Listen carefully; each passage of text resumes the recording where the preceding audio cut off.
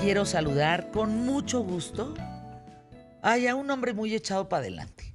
Y además, Carlos Martínez Velázquez, director de Infonavit, con una gran chamba encima.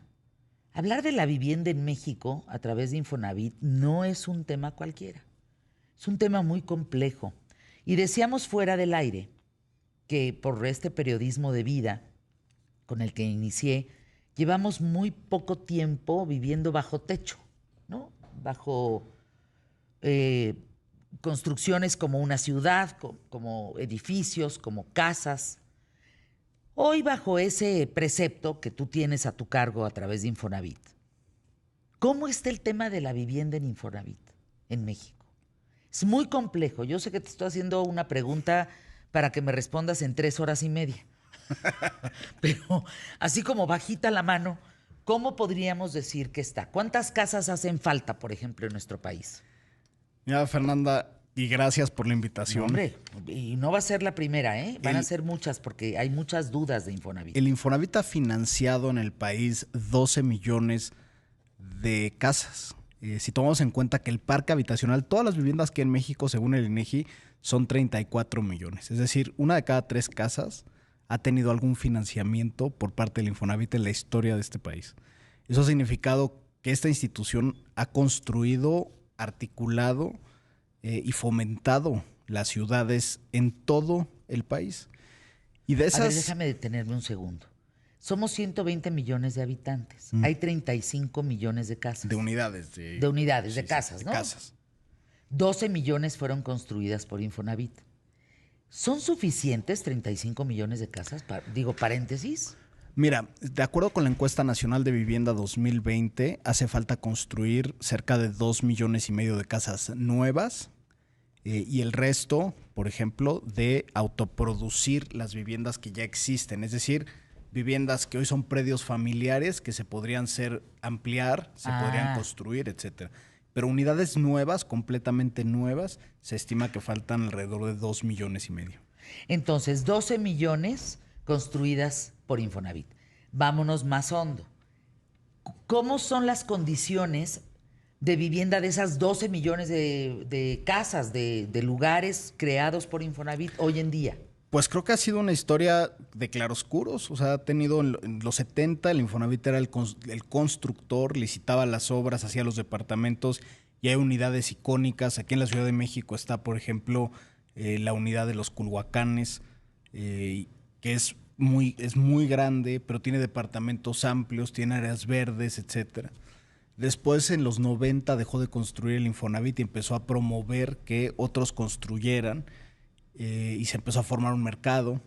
En los 2000, en la primera década de los 2000, se impulsó lo que se llamaban los pies de casa. Eso yo creo que es la historia más trágica de la vivienda en México, porque se financiaron viviendas de 27 metros cuadrados y lo que se suponía es que la gente iba en el tiempo a construirles un siguiente cuarto, etcétera, pero no pasó. Y lo peor del caso es que hoy tenemos este déficit de vivienda, hablábamos de 2 millones y medio, pero a la vez detectamos 650,000 casas abandonadas.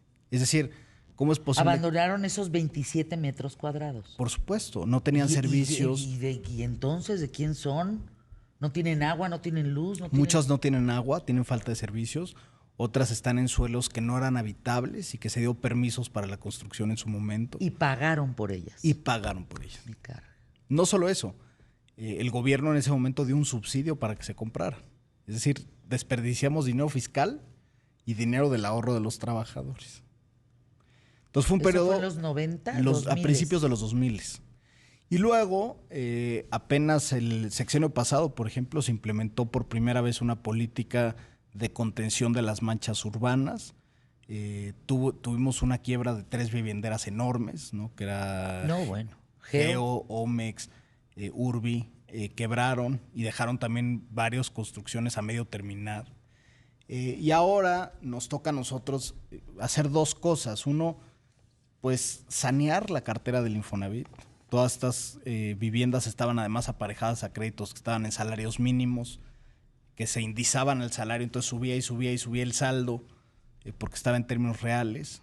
Y la Sí, otra... lo que platicábamos, casas, decíamos Carlos y yo hace tiempo que comimos, una casa que te cuesta 250,000 pesos, debes 1,000,000 de pesos. Ajá. O sea, el crédito no tiene... ¿Cómo? Imagínate. El crédito no tiene nada que ver con el valor de la casa y la gente se siente de verdad angustiada, desesperada, etcétera, porque dicen, si yo quisiera vender mi casa, no me alcanza para pagarla al Infonavit. ¿Cómo pueden sanar eso? Bueno, ahorita estamos haciendo un programa de conversión de créditos de salarios mínimos a pesos. Yo lo menciono aquí. Donde De básicamente... ese salario mínimo. Exacto, donde básicamente la gente puede convertir su crédito a pesos, parar las actualizaciones del salario, con eso ya se congela el saldo y además se le hace un descuento a la gente equivalente a ese diferencial de actualizaciones que hubo en el tiempo. Entonces, tenemos un caso apenas en la Ciudad de México, a la persona, a la familia le descontamos 1,000,000 de pesos y su saldo quedó en 120,000 pesos. A ver, la gente que nos esté escuchando, ¿a dónde puede acudir? ¿A esto? ¿A mi cuenta.infonavit.org.mx? Así es, hicimos todo electrónico, es un trámite que no requiere ir a las oficinas del Infonavit, que requieren simplemente abrir su banca electrónica y ahí tiene un aplicativo y aceptan. Pero Fernanda, es bien importante difundirlo porque hay 2.5 millones de créditos que están en esas condiciones. Y actualmente solo se han convertido 380,000. Oigan, ¿hay alguien que nos esté escuchando, viendo, que tenga su crédito en esta situación? Inmediatamente, aquí está Carlos, para decirles, se los descontamos, se los convertimos en... A ver, explícales cómo le harían, cómo le tienen que hacer. Se meten a mi cuenta.infonavit.org.mx. Quienes tienen un crédito activo van a ver ahí su número de crédito y hay una pestaña que se llama responsabilidad compartida. Le pican a la pestaña. Se les va a desplegar un menú donde les va a decir, usted tiene acceso a este programa y estas son las nuevas condiciones de crédito comparadas con las viejas condiciones de crédito. Le das a aceptar y en el siguiente recibo del crédito ya está cambiado tu crédito, ya está descontado el saldo y además se congela. Eso es muy importante porque hay personas que dicen, la mensualidad me queda igual, te queda igual hoy, pero ya no aumenta en el tiempo y no cambia el plazo del crédito, no se extiende el crédito, es el mismo Para subsanar crédito. Ese grave error. Por supuesto. Entonces, la idea es que la gente pueda pagar esa vivienda. Y la otra parte que hicimos recientemente, a partir de este año, Carlos, fue establecer las zonas de consolidación urbana del país. A ver, ¿qué es eso? Básicamente, la idea que pusimos sobre la mesa es que todo aquel que compra una casa con Infonavit, al ser trabajador, porque es trabajador de la economía formal, que genera productividad al país, que está pagando impuestos, que está haciendo todo eso, pues lo que queremos es que su inversión sea una buena inversión. Entonces decidimos que todas las casas financiadas por el Infonavit deben de tener alrededor, en 2,5 kilómetros de radio, deben de tener una escuela primaria, una escuela secundaria, un centro de salud, un centro de abasto, un parque y acceso a una vía primaria de comunicación y a transporte público. Bueno. Entonces, si no tienen esas condiciones, el Infonavit no va a prestar para que compren una casa que al final no va a valer a lo largo del tiempo. No sabes la cantidad de preguntas. No. Es una cosa... Antes de irme con las preguntas, tenemos 2 minutos para pausa. Quiero entender muy bien esto. En el sexenio de Peña Nieto, una de las cosas que también se hizo mal fue que para considerar una casa tiene que tener piso, que no sea de tierra. ¿Estamos en lo correcto? Sí, piso firme. Piso firme. ¿De acuerdo? ¿Hasta ahí vamos bien? Bueno, a muchas casas solo se les echó el piso firme para que no fueran de tierra. ¿Me están entendiendo para dónde va este tema? Sin habilitarlas, sin estufa, sin nada de nada. Solamente, ¿qué hicieron? Sacamos a 2 millones de pobres de la pobreza porque entonces ya tienen casa. Sí, lo único que hicieron en esas casas fue ponerles piso. Pues es exactamente la misma gata revolcada. No son casas, no están habilitadas como casas. Entonces, cuando tú hablas de casas hoy habilitadas, ¿qué significa? No solo tienen piso. No, o sea, por ejemplo... Porque eso fue lo que hicieron. Pedimos, por ejemplo, ahora voy a poner un ejemplo que para la gente va a resultar muy gráfico. En la regadera no se cubría con mosaico hasta el techo y eso generaba humedades. Entonces ahora exigimos que el mosaico esté de piso a techo y luego la regadera. Y eso evita que haya humedades en las paredes. Cosas tan sencillas como eso. Claro. Pero son cosas de habitabilidad de la vivienda. Y eso es algo que se debe de entender. Tú lo decías al principio del programa. La vivienda y las ciudades y todo lo que significa en este corto trayecto de la humanidad puede ser la diferencia entre temas de, por ejemplo, salud. Si a una casa en Tamaulipas le exiges que haya mosquitero, puedes evitar el dengue. Híjole, fíjense, cosas tan sencillas. A ver, vamos a una pausa. Yo creo que vas a tener que venir todas las semanas por la cantidad de preguntas. No. Reácatelas, o sea, se dejó venir todos los usuarios de Infonavit. Aquí a ¿Qué tal, Fernanda? Qué bueno. Bienvenidos. Bienvenido. Tan sencillo. De cada 3 mexicanos, 1 de ellos tiene que ver con el Infonavit. Estamos tratando el tema con Carlos Martínez Velázquez, director de Infonavit. Pues claro que se deja venir, pero una cantidad de preguntas increíbles. Ahí les va. Empezamos. ¿Cómo adquiere su vivienda? ¿Cómo adquieren su vivienda los mexicanos? Qué buena pregunta, ¿eh? Es una gran pregunta. ¿Sí? Y de hecho hicimos con el INEGI la encuesta nacional de vivienda en 2020.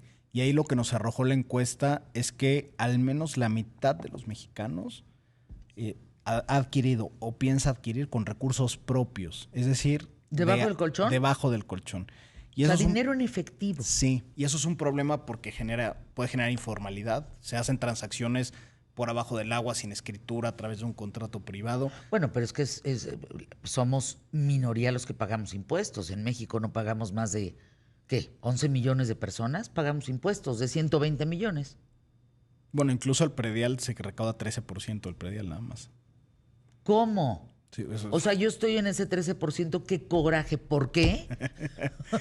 ¿Qué tal, Solamente se paga el 13% del predial en México. ¿Por qué, Carlos? Yo creo que hay una relación con la propiedad que no acabamos de abrazarla. Por ejemplo, nos pasa con el Infonavit.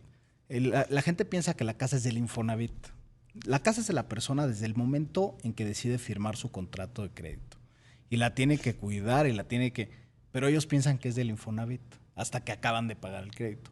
La realidad es que es de la persona. Y claro, hay una deuda con el Infonavit, pero la casa está a nombre de la persona desde el primer momento. Como si le debieras a un banco. Exacto. Pero como un crédito para un coche. Esta relación con la propiedad a veces nos cuesta trabajo. O lo que ha pasado en muchos lados donde te venden algo que es gato por liebre, te venden un contrato privado y luego van y te la quitan. Entonces dices, pues un poco tienes un poco de distancia con la propiedad. Pero la propiedad nos hace, o sea, es una parte de libertad. No, claro. Es una la propiedad privada en un país significa democracia y libertad. Si tú no tienes propiedad privada, vives en un régimen distinto, que tiene que ver con comunismo, que tiene que ver con... La propiedad privada es importantísima. Entonces... Es la representación de la libertad. Entonces tenemos esta relación con la propiedad que es complicada con los mexicanos, pero que nosotros tratamos de fomentar. El Infonavit justamente es un originador de hipotecas formales, de derechos de propiedad, de formalidad, porque todas las transacciones acaban siendo ante notario y se acaban formalizando las propiedades. Pero la mayoría de los mexicanos adquiere su vivienda con recursos propios y habla de un país desigual, un país con falta de acceso al financiamiento y con problemas de cómo encontrar recursos para comprar, construir, remodelar, ampliar su vivienda. Te preguntan, no, bueno, no, Infonavit, ¿por qué Infonavit no puede recuperar las casas invadidas? Ah, caray. A ver, el Infonavit, al tener una relación... O sea, los paracaidistas estos que llegan, agarran una casa que está vacía y a ver quién lo saca. A ver, tenemos varios supuestos. El Infonavit lo que hace es recuperar las deudas de casas que no se pagan. Desgraciadamente hay familias, por ejemplo, que siguen pagando su vivienda, la abandonaron y llega una familia a vivir ahí. El Infonavit ni siquiera sabe que existe esa situación, porque a los ojos del Infonavit la casa se sigue pagando. O en otras ocasiones, por ejemplo, se hicieron juicios fraudulentos en el sexenio pasado, que ahora estamos tratando de recuperar y sanear esos juicios. Entonces el Infonavit lo que recupera es la deuda contra la garantía que es la propiedad, ¿no? Y otros supuestos, por ejemplo, hay familias que venden o que traspasan la casa a otras familias de manera privada. O sea, hay muchas situaciones jurídicas. Híjole, esas son otras preguntas, fíjate. Donde que eso no, o sea, el traspaso no debería de ser, porque para el ojos del Infonavit, el titular del crédito es el único dueño de la casa. Y si quieres vender tu propiedad, pues podría ser una transacción de compraventa y se mata el crédito con la compraventa. Sin embargo, mucha gente dice, la traspaso a un familiar y luego el familiar no, dice, es mi casa porque yo estoy pagando el crédito al Infonavit, pero para ojos del Infonavit. O sea, por eso te digo que la relación con la propiedad y su concepto se vuelve de mucho, o sea, se requiere mucha educación. Aquí es que, entre otras preguntas, ¿puedo transferir mis puntos a otra persona? Si dejo de trabajar, ¿mis puntos se pierden? A ver, los puntos básicamente es la metodología de acceso al crédito. Entonces, cuando tú trabajas 6 meses en cualquier compañía privada que cotiza ante el instituto, que son todas las del sector privado, puedes sacar un crédito.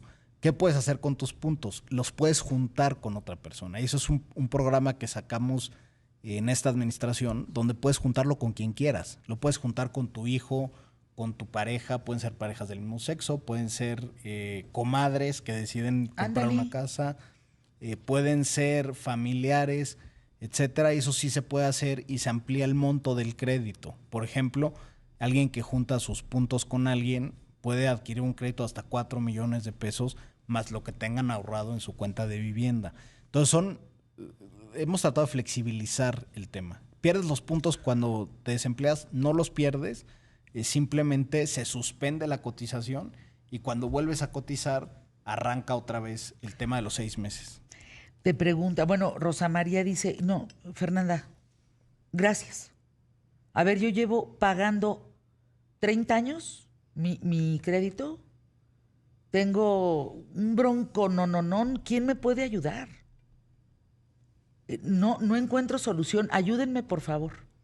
Con todo, si nos pasa el número de crédito, la contactamos con todo gusto y pues al ser un crédito de más de 30 años debe estar en el programa de responsabilidad compartida, se les hace un descuento, se les congela el pago, el plazo, se les dan opciones. ¿Qué teléfono le damos a la gente para que los podamos ayudar a través de qué tal Fernanda e Infonavit? Yo creo que valdría la pena, Carlos, no sé cómo podemos hacerlo, pero hay que hacer una alianza, digamos tú y yo, en donde de cada determinado tiempo nos veamos aquí en qué tal Fernanda y abramos una línea, no sé si sea una línea específica, un teléfono, o que sea a lo mejor el de qué tal Fernanda durante el tiempo que estés traer aquí. Asesores aquí.